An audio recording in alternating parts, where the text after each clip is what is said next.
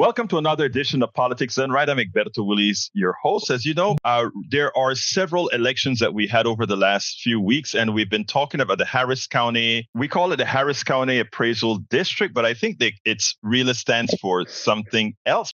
It's an important election that very few people are talking about, but that we expect people to go vote in. We have somebody special here today who is running for one of the positions on the Harris County Appraisal District Board, and she's going to tell us why she is running, and she has good reasons to do so. Welcome to Politics Done Right, Ms. Adeleke. How are you doing this afternoon? I'm good, Egberto. Thank you. Thank you for having me. Well, look, one of the reasons I wanted you on the program is that these are elections that many people don't know about. And it's generally that way because they want to have the people who are in the district, the people who want to have say in the district, that they would have a lot more sway if we have an election that many don't know about. Tell us first a little bit about what HCAD stands for and why you decided to run. Sure, absolutely. So HCAD was previously Harris County's Appraisal District, and a couple of years ago was renamed to Harris Central Appraisal District.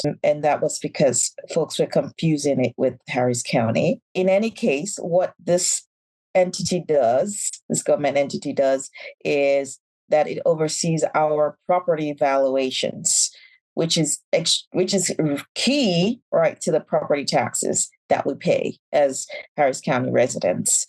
So the board oversees the entire operations. The board meets once a month and approves the budget for the district. That is anything that has to do with the appraisers coming to the homes and doing all that work to get your property valuations out, which you get at the beginning of the year.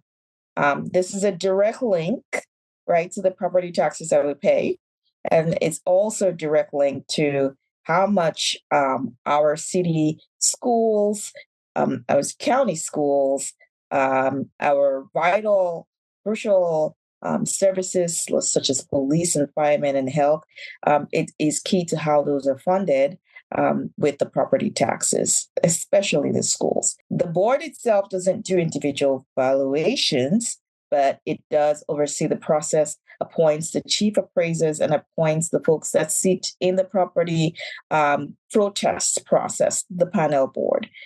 I'm running because as a homeowner, I've experienced firsthand the grievances that a lot of folks, I'm sure, have also experienced with HCAD. So there is a need for us to improve, and I'm running to make the system more fair and transparent, especially for homeowners and small business owners. I have homes here. I'm a small business owner and business leader. I have a background as a certified public accountant and an MBA from Harvard Business School. And I thought this was an area where I can certainly make a positive difference in our community. And that's why I decided to run. No, I love that you said that you're deeply committed to addressing the present concerns that have left a lot of residents feeling unheard. That seems to be the central point in not only home ownership and not only taxation, but in many other areas. What do you think you can bring that your opponent won't? What is it that gives you the sensibility to say, I know that I'm closer to the people than you are? Yes, absolutely. So I'm, first of all, a community advocate.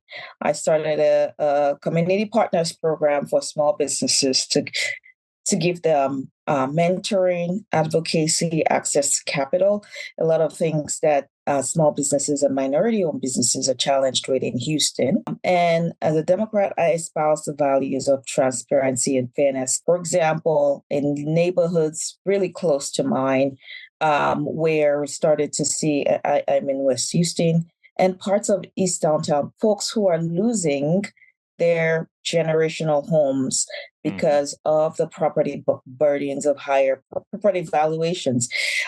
We have folks who are not educated, and I've heard severally on this campaign about the homestead exemptions. My background creating transparency in public and private entities allow me to be able to provide that education, which is part of the HCAD budget right now, and they've not done a great job of educating folks. There are about 300 to 600 people in the county who do not take advantage of those homestead exemptions. And so they are paying more than their fair share. And then we also see what's going on with our school district being, especially HISD, underfunded. I think people want to get the value that they are paying for, and not be unfairly burdened as homeowners. When some folks are getting breaks, they're able to, the corporations are able to litigate and get settlements, and homeowners are paying more than their fair share. So I believe I have the strong expertise and community dedication. And I also espouse the values of democracy, of fairness, of equity, which my opponent does not have. She's aligned more with folks like the MAGA extremists who want to take over the district and defund our schools. And so my values, I believe, are more closely aligned with Harris County residents, and folks should vote for me because I will be their voice on this board. It is important what you just said. And the reason why is a lot of there's this commentary that you would hear many times on the right, and that is starve the beast. In effect, if you starve the beast, which means let's go ahead and take as much away from those who would give you a tax base so that everything is privatized. And you're saying that, no, you want things done fairly, not overtaxed, but not untaxed as well. So speak a little bit more about that. Yes, absolutely. So the board positions that we're running for, there's 3 new elected positions, was included in a bill that we all voted on last fall. Now, the stipulation around these positions came in at the end, and many people, even many legislators, did not know that these 3 positions were included in that bill. It was shepherded by Paul Benningcourt, and their goal, including how the election came to be, the date on which it was set, all but guarantee that it'll be a low voter turnout, and so that they'll be able to put their folks in there. Dan Patrick, our lieutenant governor, has said they want to get rid of property taxes. Exactly. And so you can see the direct line between what they're saying in defunding our schools. We all want to pay lower taxes, sure, but that has an impact on the value of the services we get, the value of our schools. And eventually, if you're thinking about your pocket, if you don't have the crucial services in your neighborhood, in your area, then the eventual value of your home will go down. And so every homeowner, everyone in Harris County should be concerned about this. What you just showed, Pelumi, and I hope I said your name correctly. That's right. Yes. Okay. What you just said is what's known as critical thinking, smart thinking. And I want everybody that's listening to this interview to understand something specific here. You may save money if you follow the Betancourts of the world, or the protégés of Betancourt, which are ultimately the protégés of Abbott and these right-wing legislators. You may save $1 or $2 in taxes, but you will pay the price in the value of your home, orders of magnitude more than the taxes you purportedly saved. So let's be clear here. It matters who you vote for. It matters that you understand what you're voting for. Anyway, anything else you'd like to say, Ms. Adeleke, before we close this interview? Absolutely. I know and I recognize that many folks are feeling the pinch with the pandemic, with inflation, and want relief. And thankfully, we've gotten some tax relief. I'm committed and dedicated to ensuring that valuations are fair, that common sense, that we understand what it is. You can advocate for yourself better.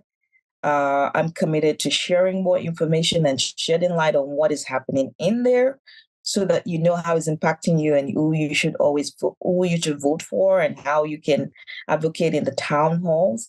We don't want to pay high taxes, but we'll pay a fair share, not a penny more. And I'm committed to making sure that we continue to have affordable housing here in Houston. So please vote. Early voting has started June 3rd to June 11th.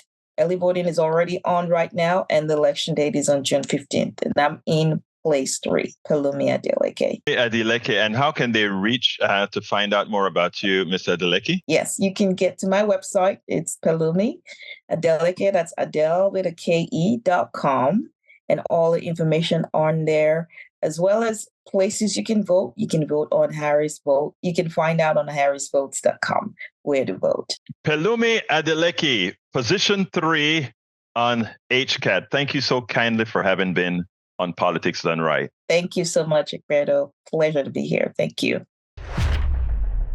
We spend a lot of time deconstructing the news, trying to parse it into a form that everybody can understand. We try to find those little nitpicks where it flies above the fray, etc.